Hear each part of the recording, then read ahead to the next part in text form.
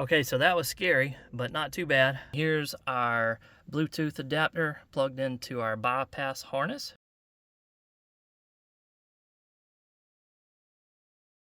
Hey guys, welcome back to the channel. In today's video, we're doing a security bypass cable install on my son's 2018 Ram Tradesman. So if you've been following along with our videos and whatnot, we've been working on the truck. Leave a playlist link down below. You can see where we started, where we're at now, where we're going.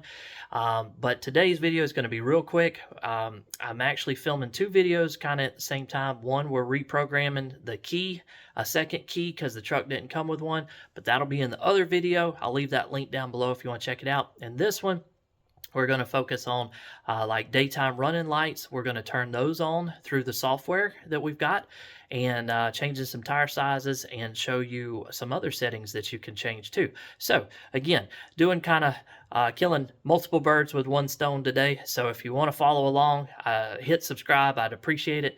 And I'll leave all the links to all the stuff and the other videos that we're doing on the truck down below, so you can check those out as well.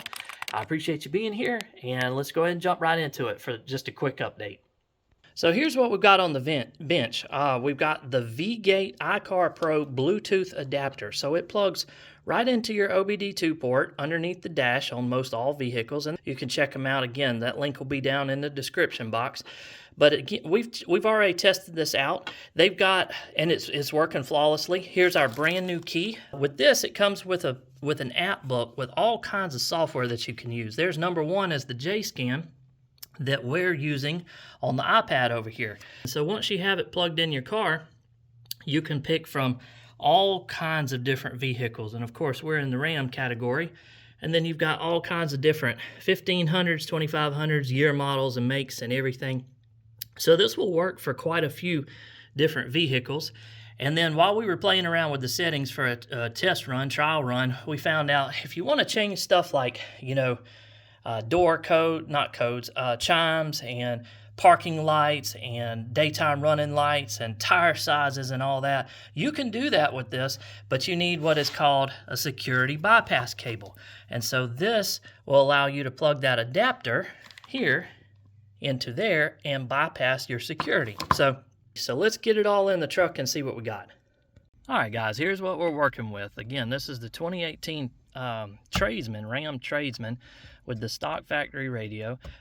Stay tuned and subscribe, because this is fixing to get replaced too, if you want to follow along and see what we're doing there. But from my research and understanding, the security module in these model trucks and this year model is actually behind the radio. So in order to get to it, we're going to have to take the screws out of the top. I think there's one over here, and then this whole thing should pop off, and we should be able to get to those cables back there. That's the idea anyway. And then we'll be able to plug in our cable and our adapter and hopefully reprogram some settings on this truck. So we've got two Torx bits up here. We'll go get the size of those. We've got to take that out from the very top of this console stack.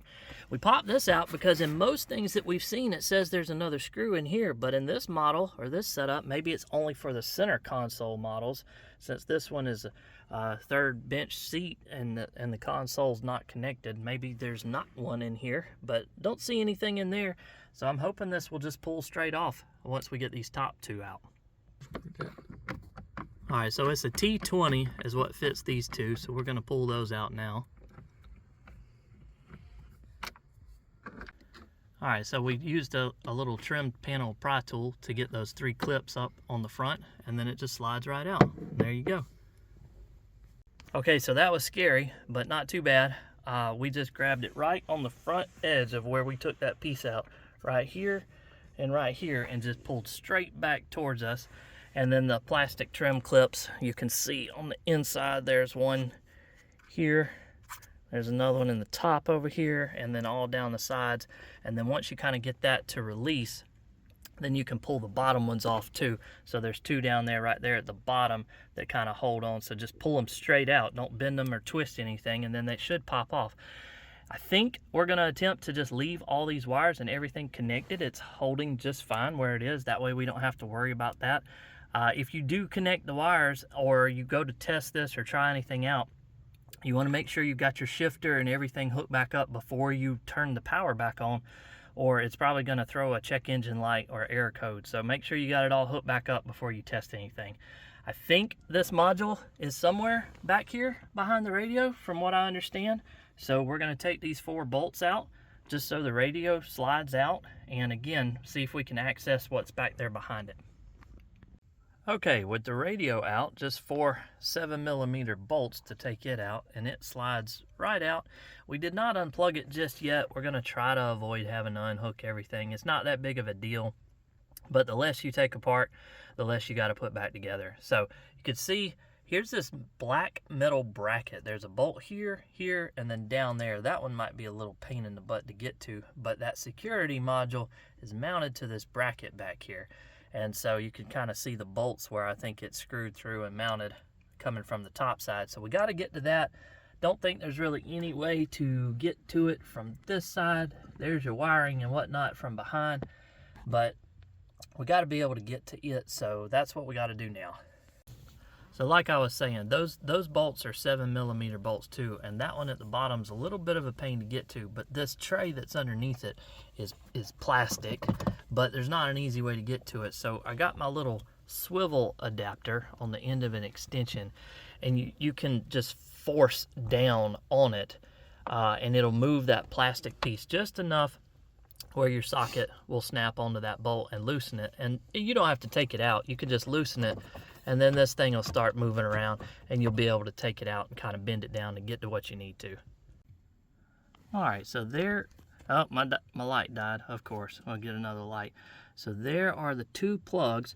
So there's the security box. We just took the top 2 out, loosened the bottom one like I showed you, and you're able to kind of push it down once you release it from this top part.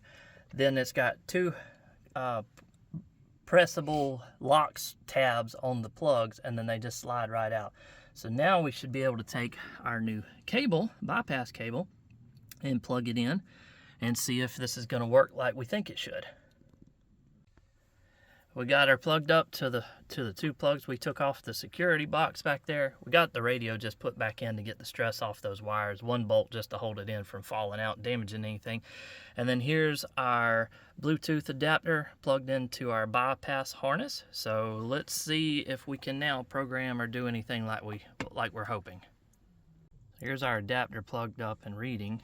Here's our software.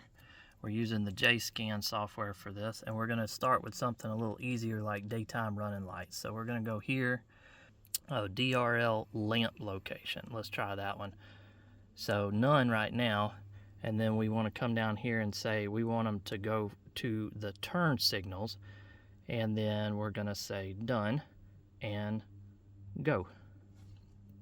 And it's saying, and it says, great, changes applied successfully. When we tried this before, when we did this, it said, check to see if we had our security bypass harness successfully or installed correctly. And of course we didn't have that, so we couldn't do anything. So it says that we have our daytime running lights turned to the turn signals, or turned on. So now we need to make sure that we have them on off. So we're going to go back to customer setting on off. It's working. Deactivated. We're going to go down here and we're going to say active.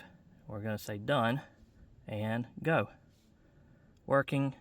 Great. Changes applied. And now it says that it is active.